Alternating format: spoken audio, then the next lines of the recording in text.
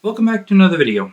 My name is Derek, and today we're going to be going over part 2 of looking at this Apple Watch Ultra that has been water damaged. So far all we've done is just a simple teardown to see what type of damage it has, and today we're going to see if we can fix all of that damage and get it working again. So let's get into the video.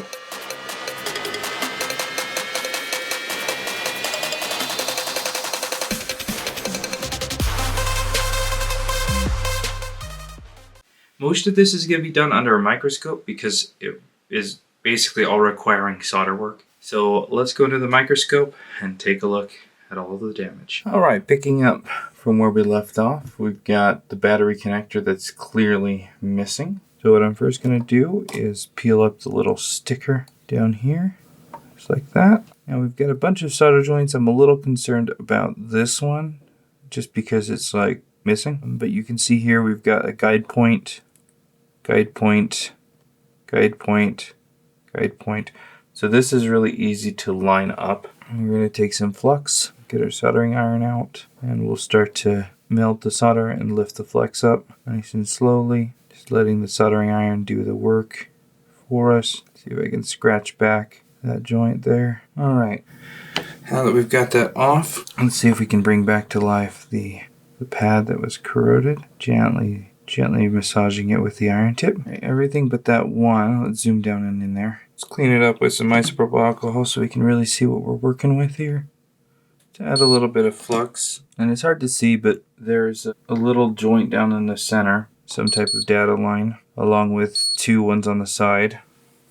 I'm going to expose it a little bit and get out a multimeter to see if we can determine what that line is, if it's just supposed to be like a ground plane or not. Just says, see if we can determine what it is. So we'll put the probe on the new flex. I'm just going to go around and test for continuity. Alright, so it's the second pin is connected to it. We're going to rebuild this pad real quick. So I'm going to get out my pad repair kit. We'll slide off one of the little dots here. Line it on up. Alright, we've got that tacked on there.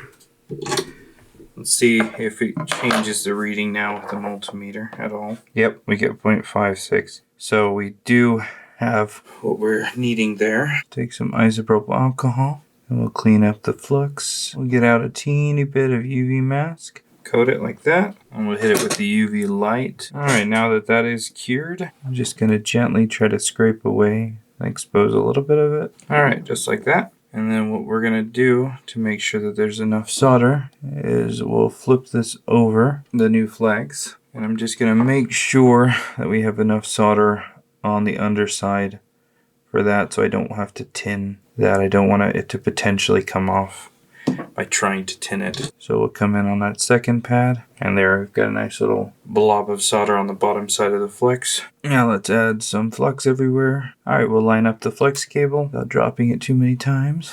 And what I'm looking for obviously is for those little X's to line up on their guides. So for example, here in the right corner, that looks perfect. You can see the same amount of square on each one of those corners.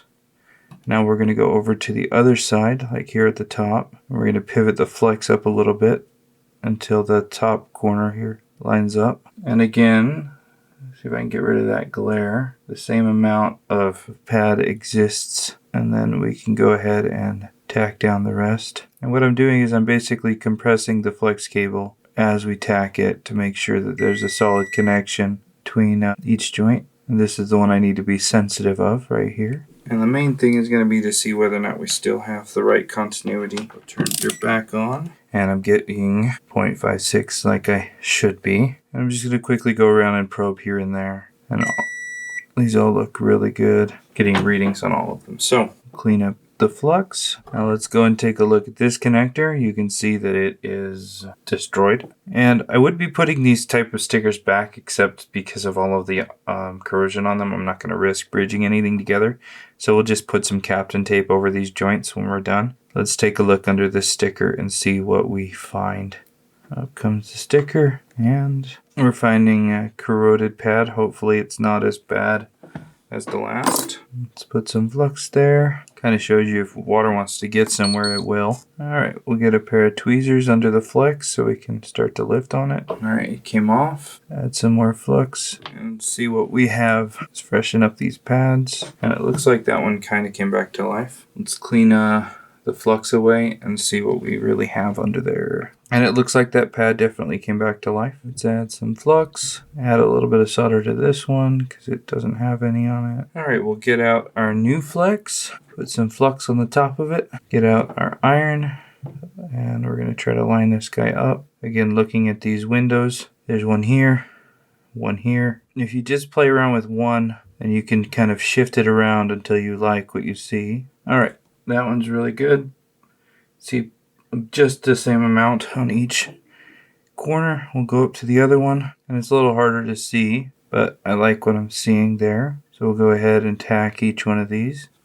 And those all look good to me, so we'll clean it up now with some isopropyl alcohol. And then we'll come in with the multimeter, and I'm just going to probe around at a few. And then something that we probably should do, just given what we found under the other ones, is look really carefully at under these stickers here, just to make sure we're not missing anything. See, I could have missed whatever is going on right here. Let's take a look under this one. And this one looks good. So we'll just put that sticker right back. This one, however, we'll want to clean that up. And I'm going to just go with my gut here and just try to clean off the corrosion from on top with an iron. And then we'll test with a multimeter.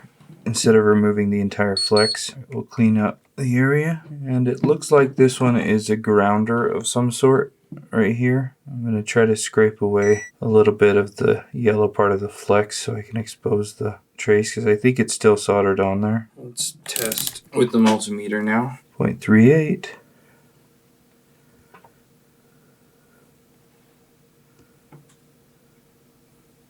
0.38. 0.38.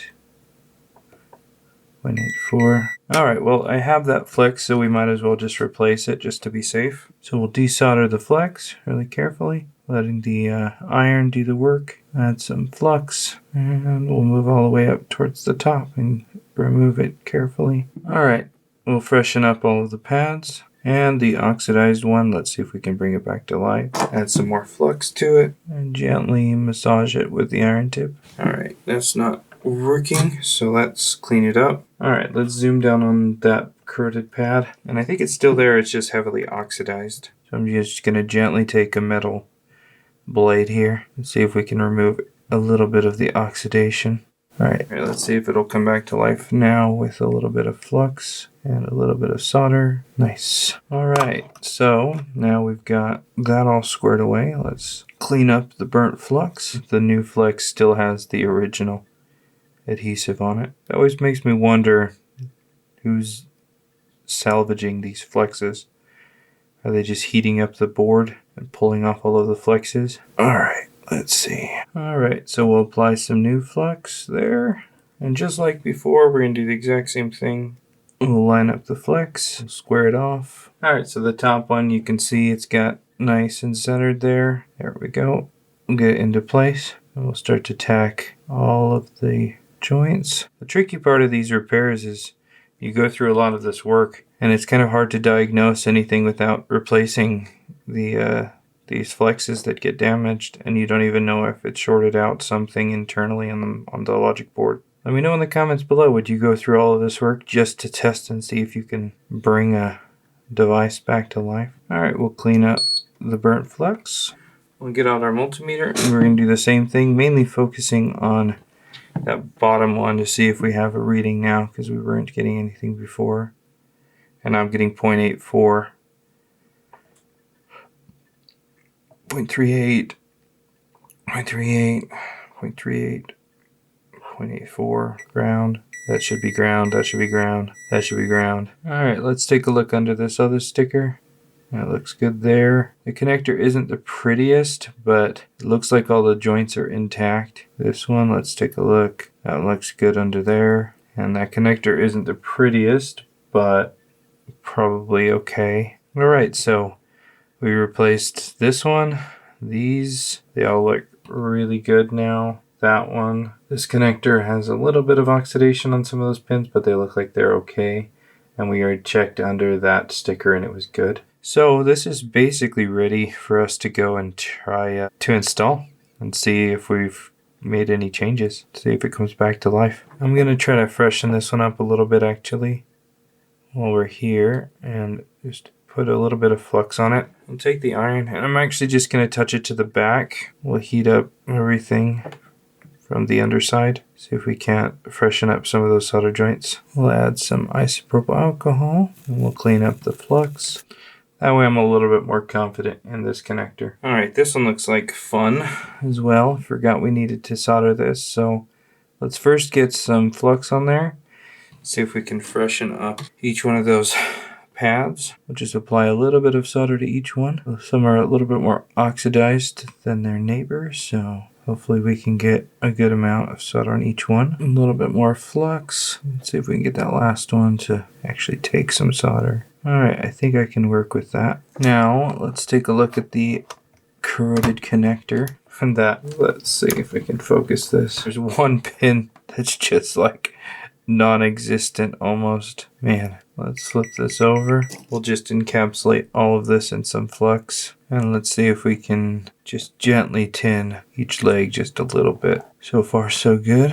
Let's flip that around. Alright. Let's take this guy, line him up. Now that it's lined up, we'll come in from below with the iron and we'll let the heat transfer through the back of the flex and hopefully solder this on down. Alright, it looks good, but I'm just going to go in and tack each one of the legs individually now. It looks good. Let's flip it around. Alright, let's see if that cleans up okay. For such a teeny tiny connector, that's not half bad. Alright, we also need to clean up all of the corrosion on this. It's bridging some of those pins together visually, so we'll hit it with some isopropyl alcohol. Come in with a brush, see if we can knock those corrosion away. I am missing the center pin. Right there you can see it's missing. I don't know what that belongs to. And this isn't a part that's readily available. But I want to clean up all the joints here, so the brush isn't doing it. So we're just going to add some flux.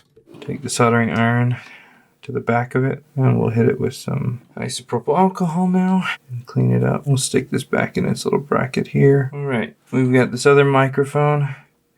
The joints look pretty oxidized and it looks like there's a bit of corrosion between them, so we don't want any shorting out here. So what we'll do is we'll get out our iron tip, gently touch each one.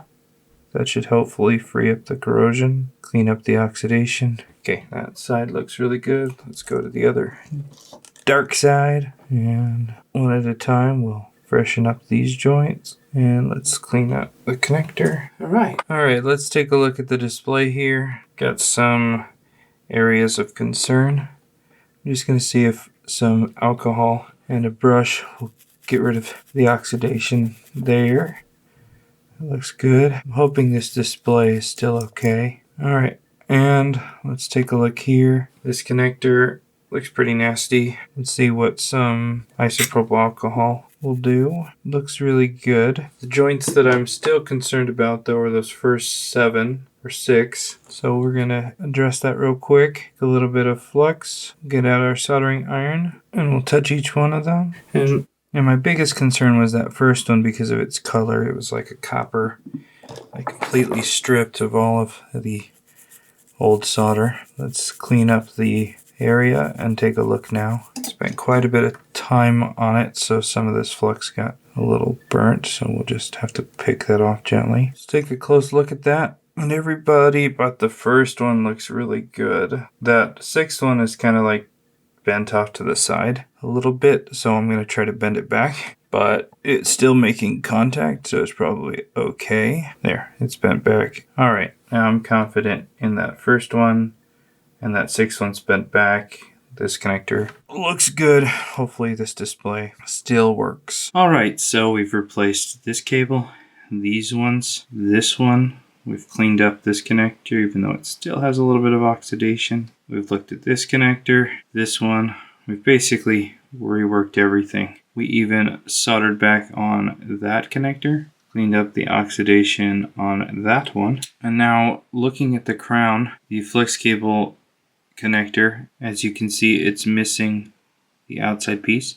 And what's really nice about this crown is it comes out, unlike all of the other previous Apple Watches. You just simply, once you've taken out all of the screws, you can simply pull it out just like that. Super convenient. One last thing before we start reassembling, we're going to go back under the microscope and see if we need to address anything else. Actually, you know what? I have a replacement for all of this, so we're going to take that apart real quick and we'll replace the power button. And on this side, we've got the loudspeaker. I've also got a new loudspeaker, so we'll go ahead and replace that. We've got a new crown, so we'll go ahead and install this one. We've reworked this a bit, and this isn't an available component, and we are missing one of the pins there, so I'm a little concerned about that. But we've also addressed the connector, as you can see, looking okay, and all of the corrosion on the display. The battery is obviously looking quite horrendous, so we've got a new battery. I guess technically this is just an OEM used pole. There's a new battery to this one, so we'll be using that. There's definitely a difference in thickness. The old one's quite swollen. And I've got a new haptic engine, because although this one, I could probably fix it, that connector's looking pretty nasty. So we'll just replace it with a good one. So yeah, this is going to be quite the repair. Get started with the power button by taking out the screws. Once the screws are loose, the button will come out. We'll pry out the microphone. Alright, and then that whole assembly comes out. We'll take our new assembly and we'll push it inside, lining up the microphones. Let's take the button and we'll stick it back in. Put back one of the screws. Put back the little microphone bracket on the other side. Alright, now that we've got that installed, let's do the loudspeaker. We got one screw here, one screw here, and then one here. Now let's see if we can pry this out. Alright, out comes the speaker. Let's see if I can clean up some of the rust there real quick. Whatever this is, it looks like rust. Alright, we'll get our new speaker and we'll compress it into the frame. Put back the 3 screws and let them tighten it down even more. I almost didn't notice the 4th screw here. Alright, now let's put it back. Wasn't fitting properly. There, that goes all the way in now. Let's put back all 4 screws. Alright, so now we've got those components in. Let's move on to sticking the crown back in. Here we've got the new one with a good connector. It's really simple. You just slide it in and then the screws will hold it in. Now we've got to get all of those screws and start to put them back with the components as we put everything back in. And take some Kapton tape and cover up the joints, and that way all of those solder joints are protected. Alright, so I put the motherboard back in somewhat. Got the bracket and screws here and here. I'm going to quickly reinstall the back so we can kind of get that out of the way. Once we've got the back connected like that, this part can be tricky for a lot of people. We've got these microscopic springs, to my finger there, that line up inside 2 little holes here on the little buttons for the bands. So we'll go ahead and install one of those there. And then we gently have to put the little springs back in so we can close this up. Alright, once you've tightened the screws, you want to make sure that it's got some decent spring back. Otherwise you didn't put the springs in properly. Now we can turn our attention to reinstalling everything inside. Alright, now this part's going to be a little tricky. We've got to connect up these 3 connectors before sliding back inside this little bracket here. Let's take it out, see if we can do it from this angle. Alright, there's the first connector, there's the second one, and there's the third one. Alright, and we'll slide back in the little bracket here, and we can compress that back inside. So, alright, we need to connect up the crown. Kind of hard to see, but here, we'll push it in, and now that is connected back inside there. You can see, we'll connect it up. We'll connect up all of these connectors for the new loudspeaker, for the power button, and microphones. This one's for the battery. Now we just gotta go put back all of the rest of the brackets and the screws, and the little antennas, and the Taptic engine, the battery, the display. Alright, so we've got most of it back in, the Taptic engine, the antennas. We need to connect up the display. Alright, once that's connected, we'll put back the bracket for the display along with its 2 screws. And now finally the battery. We'll line up the connector and push it on in. Alright, and that is enough that we can see if it comes on. Let's go ahead and hit the power button, and this battery might need to be charged. So let's see if we can throw it on a charger and if that does anything. Alright, for the moment of truth, do we get an Apple logo? And we do. Let's let this charge up. We'll give this a second. Let's see if it stays on without the charger. Stays on without the charger, that's good.